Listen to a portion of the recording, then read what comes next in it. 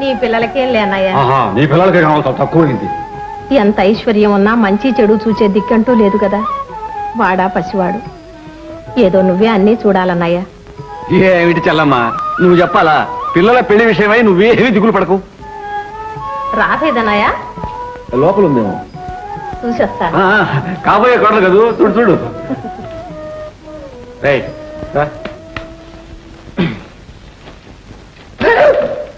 మెల్లగా నోయ్, రబ్బరా ఒళ్ళ.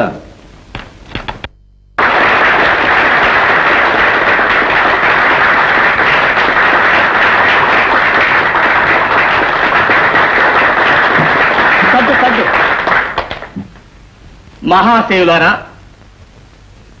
మన ఊరికే పేరు తెచ్చి మనందరికీ గర్వకారణమైన గౌరవాన్ని సంపాదించుకున్న శ్రీ కృష్ణ గారి అధ్యక్షత క్రింద మన పట్టణ వాణిజ్య మండలి వార్షికోత్సవం జరగడం మనకెంతో ఆనందదాయకం.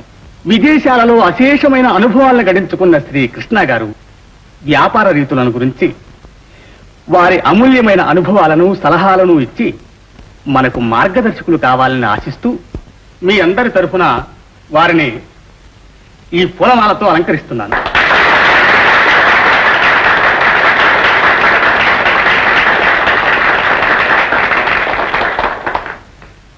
మహాశైలకు, పెద్దలకు, వాణిజ్య మండలి సభ్యులకు నా కృతజ్ఞతాభివందనం. వ్యాపారం అనగానే నిజాయితీ లేనిదని, ఉండకూడదని మన దేశంలో చాలా మంది అభిప్రాయం, కాదు దురభిప్రాయం. ధనం సంపాదించటమే వ్యాపారానికి ఏకైక లక్ష్యమైన ప్రజాక్షేమాన్ని కూడా పాటించాలని నా వినయపూర్వకమైన విజ్ఞప్తి. మనలో పెరుగుతున్న అత్యాశే మన వ్యాపారాభివృద్ధికి పెద్ద ఆటంకం. అన్య దేశాల వారికి మన మీద, మన నిజాయితీ మీద నమ్మకం పోయింది అందువల్లనే. ఇతర దేశాల దాకా ఎందుకు? ఇటీవల జరిగిన సంఘటన చూడండి. మన దేశంలోనే తయారవుతున్న పెన్సిలిన్లో పిండి కలుపుతున్నారని ఒక వదంతి కలిగింది. దీనికి కారణం అత్యాశ, ప్రజాక్షేమం ఎడల మనకున్న బాధ్యతను గుర్తించకపోవటం. ఇదే కాదు, ఆ మధ్య ఇతర దేశాలకు పొగాకు ఎగుమతి చేసినప్పుడు ప్రతి పొగాకు కట్టలోనూ మన వాళ్ళు 1-2 నాపరాళ్లు పెట్టి పంపారని, దాంతో ఇతర దేశాల వారికి మన మీద పూర్తిగా నమ్మకం నశించిందని విన్నాను. ఇది ఘోరం, మన వ్యాపారానికే తలవంపు. మనం నైతిక విలువలను పాటిస్తూ ప్రజా అవసరాలని, క్షేమాన్ని గుర్తిస్తూ ఆశను హద్దుల్లో పెట్టుకుని వ్యాపారం సాగిస్తే మన వాణిజ్యం కూడా అన్ని దేశాలతో పోటీ చేయగలదని మా చెన్నయ్య గారికి అవసరంగా ఇవ్వాలి. సింగపూర్ బ్యాంకు దివాలా చేసింది. అయ్యా అయ్యా, ఘోరమైన వార్త. కృష్ణ గారు డబ్బంతా వేసి ఉంచిన సింగపూర్ బ్యాంకు దివాలా తీసిందట. బ్యాంకు దివాలా తీసిందా? అయ్యయ్యో, చేతులారా 50,000 రూపాయలు ఇచ్చానే. నీవేనంతయ్యా, నా డబ్బు పోయింటే 50,000 అన్యాయంగా. ఎందుకు పోతుంది, ఎలా పోతుంది? ఆ మిగిలిన కాస్త కోస్త ఆస్తి మాయమయ్యేలోగా నిలబెట్టి వసూలు చేసుకో. ఈ గతి పడుతుందని నాకెప్పుడో తెలుసు. కాకుంటే డబ్బులా చూశాడా? చిల్ల పెంకులల్లే తల్లేశాడే. అడగని వాడిదే పాపం. చేతికి ఎంత అందితే అంతా విసిరేశాడే. ఏం దానకన్నుడు అనిపించుకోవాలనే? కన్నుడే గోకన్నుడు. ఎంత కుబేరుడైతే మాత్రం అంత మిడిసిపడితే దివాళదీకేమవుతాడు? చాలించండి. మీ నోటికి నీతి నియమం ఏమన్నా ఉందా? క్షణం ముందు అంతవాడని ఇంతవాడని ఆకాశానికి ఎత్తారు, ఇప్పుడు అమాంతం కిందికి తోసేస్తారా? ఏం మనుషులయ్యా గొర్రెల గుంపు. అవునయ్యా, అది నిజమే. ఏమిటయ్యా నిజం? ఇవాళ కాకపోతే రేపైనా బయటపడుతూ అసలు బండారో చూస్తారే. పదండి.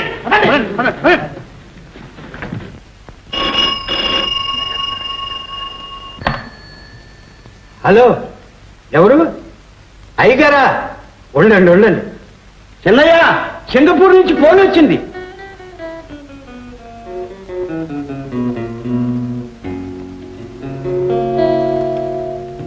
హలో, ఎవరు? బలరాం. స్పీకింగ్. ఎవరు? కృష్ణ. ఏమిటి బ్రదర్, బ్యాంకా? ఎప్పుడు దివాళా తీసింది? ఏమిటి బ్రదర్, మనిషి అయిపోతుండగాలింది. మనిషి పెట్టిన బ్యాంకు ఒక లెక్క. బలరాం, మరి ఇవ్వవలసిన వాళ్ళందరికీ అడ్జస్ట్ చేశాను. అలా వదిలేస్తానా?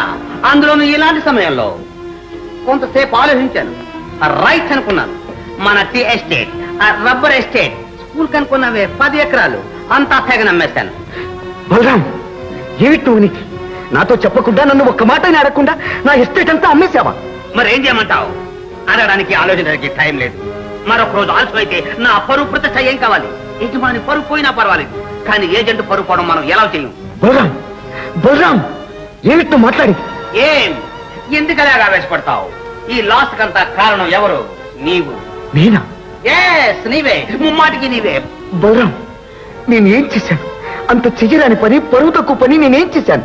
డబ్బు నిర్లక్ష్యం చేశావు, చిలపింకుల్లా చూశావు, అందుకే నీ దగ్గర ఉండకుండా పోయింది. బలరాం, మరేమిటి?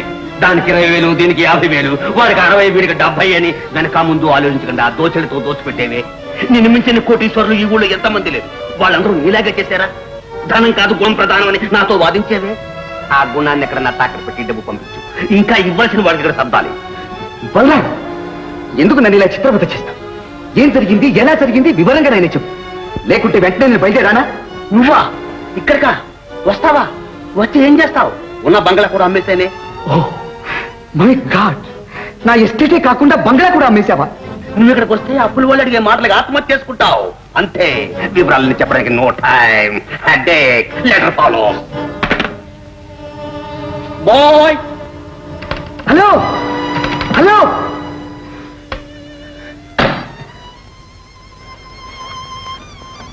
ఏమిటయ్యా ఇది? ఏమిటి అన్యాయం? ప్రాణ స్నేహితుడన్నావి, మనల్ని ఒక్క మాట అడగకుండా ఇలా చేసి పెట్టాడే. ఇప్పుడేం చెయ్యాలి? తరుగుర్లో గొప్పగా బతికిన కుటుంబం ఈనాడు నవ్వుల పాలైపోయేటట్టుంది. ఎస్టేట్ అంతా పోతే ఇక మన మర్యాద, గౌరవం అంతా మట్టి పాలైపోతుంది. అమ్మా, నాకు ధైర్యం చెప్పవలసిన నువ్వే ఇలా అయితే ఎలా? ఇది సహజమమ్మా. ఓడలు బండ్లు కావటం, బండ్లు ఓడలు కావటం, లక్షాధికారులు బిచ్చగాళ్లుగా, బిచ్చగాళ్లు లక్షాధికారులుగా మారటం సహజమమ్మా, సహజం. కానీ అమ్మా, కాలం మారవచ్చు, కలిమి పోవచ్చు, లేమి రావచ్చు. ఏది ఏమైనా ఆత్మాభిమానం మాత్రం పోకూడదు. దాన్ని కాపాడుకోవాలమ్మా. అమ్మా, ఏం పర్వాలేదమ్మా. నా బొందులో ప్రాణం ఉండగా మన వంశ గౌరవానికి ఏ లోటు రానివ్వండి. దరిద్రంలోనైనా సరే తలెత్తుకుని బ్రతుకుతామమ్మా. ఏమిటినైనా నీ మొండి ధైర్యం. అమ్మా, ఇలాంటి సమయాల్లో మనోధైర్యం చాలా అవసరం. వెళ్ళమ్మా, వెళ్ళి నువ్వు విశ్రాంతి తీసుకో. వెళ్ళమ్మా.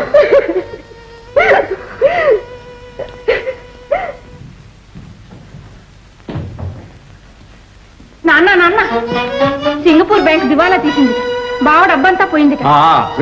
విన్నానమ్మా, విన్నాను. ఊరంతా ఒకటే గోల. అయినా తెలివి తక్కువ వాడు.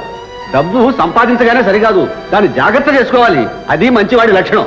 వాడు ఇష్టం వచ్చినట్టు వెదజల్లితే చాలా గౌరవం అనుకున్నాడు. డబ్బుని ఎంత గట్టిగా ముడివేస్తే అంత మంచిది. నాన్న, ఒక్కసారి బావింటికి వెళ్ళి ఏం చేయాలి? వాడితో పాటు మనం కూడా నెత్తిని చేతులు పెట్టుకొని కూర్చోవాలి. అదేమిటి నాన్న, పాపం బావ ఎంత బాధపడుతున్నాడు. చేతులారా చేసుకున్నానికి మనం ఏం చేస్తా చెప్పు? ఇప్పుడు బావా గీవాలి పూసుకున్నామంటే మనకే మోసం. అంచేత బావాలేదు గీవాలేదు, లోపలికి వెళ్ళాలి.